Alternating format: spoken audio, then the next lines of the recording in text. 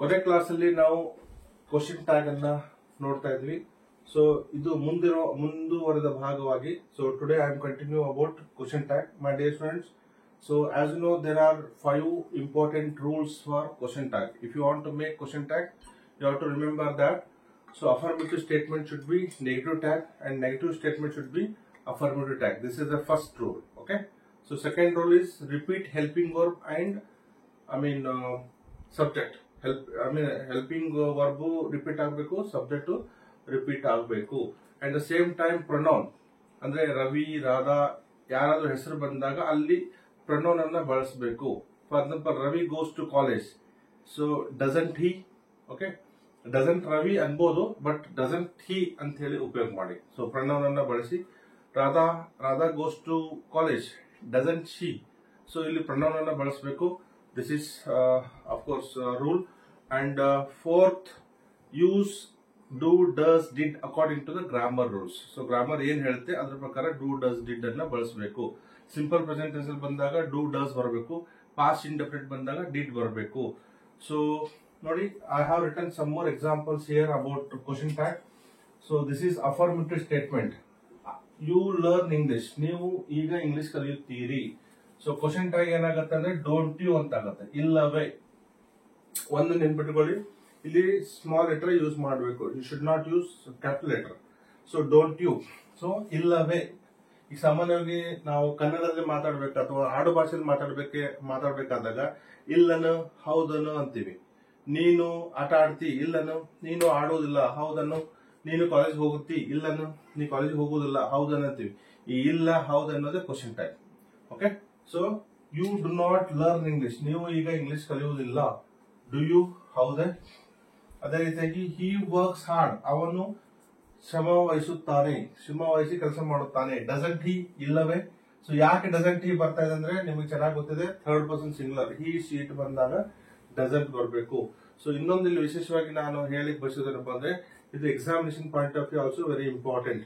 So ಸಾಮಾನ್ಯವಾಗಿ high school level, college level, degree level ಅಲ್ಲಿ ಇದು ಕ್ವಶನ್ ಟ್ಯಾಗ್ ಸಾಮಾನ್ಯವಾಗಿ ಕೇಳ್ತಾ ಇರ್ತಾರೆ. So please prepare for all examination. ಅದೇ ರೀತಿ he does not work hard, ಅವನು ಕಠಿಣ ಶ್ರಮ ವಹಿಸುವುದಿಲ್ಲ. ಕ್ವಶನ್ ಟ್ಯಾಗ್ ಏನಾಗುತ್ತೆ ಅಂದ್ರೆ ಡಸ್ ಹಿ ಅಂತ ಆಗುತ್ತೆ, ಹೌದೇ ಅಂತ ಆಗುತ್ತೆ. ಇದು ಇಲ್ಲವೇ, ಇದು ಹೌದೇ. ರಾಧಾ ಕುಕ್ಸ್ ಫುಡ್, ರಾಧಾ ಅಡಿಗೆ ಮಾಡುತ್ತಾಳೆ, ನನಗೆ ಗೊತ್ತಿಲ್ಲ, ಅವಳು ಮಾಡ್ತಾಳೋ ಇಲ್ಲೋ ಗೊತ್ತಿಲ್ಲ. ಕನ್ಫರ್ಮೇಶನ್ಗೋಸ್ಕರ ಇಲ್ಲಿ ನಾವು ಸ್ಟೇಟ್ಮೆಂಟ್ ಕೇಳ್ತಾ ಇದೀವಿ.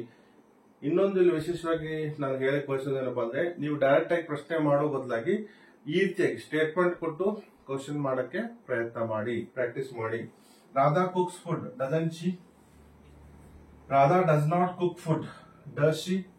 ಅವಳು ಅಡಿಗೆ ಮಾಡುವುದಿಲ್ಲ, ಹೌದೇ. ಓಕೆ. ಸೊ ಈಗ for example, you go to market, ನೀವು ಪೇಟೆಗೆ ಹೋಗುತ್ತೀರಿ, ಇಲ್ಲವೇ. Okay. So do you go to market ಅನ್ನೋ ಬದಲಾಗಿ you go to market, don't you.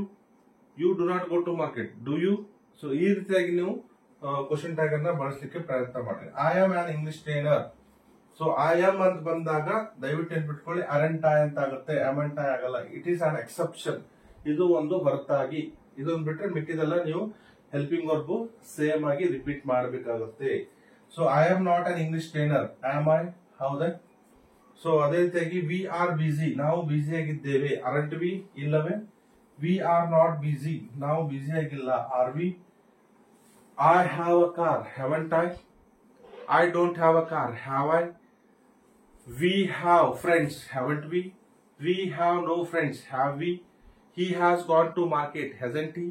He has not gone to market, has he? She has done homework, hasn't she? She has not done homework, has she? I have been playing cricket since morning, haven't I been? I have not been playing cricket since morning, have I been? You went to college yesterday, didn't you? You played cricket yesterday, didn't you? You did not play cricket yesterday, did you? He drank tea, didn't he? He did not drink tea, did he? She understood, didn't she? She did not understand, did she? I was working hard, wasn't I? I was not working hard, was I? We were good friends, weren't we? We were not good friends, were we? They were playing cricket yesterday, weren't they? They were not playing cricket yesterday, were they? You had gone to Bangalore last year, hadn't you? You had not gone to Bangalore last year, had you? So ಈ ರೀತಿಯಾಗಿ ತಾವು question tag ಅನ್ನ practice ಮಾಡ್ತಾ ಹೋಗಿ.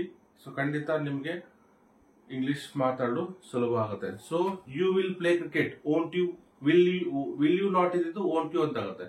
You will not play cricket, will you, they will come tomorrow, won't they will not come tomorrow, will they, she will sing a song tomorrow, won't she will not sing a song tomorrow, will she? So these are the few examples of question tag.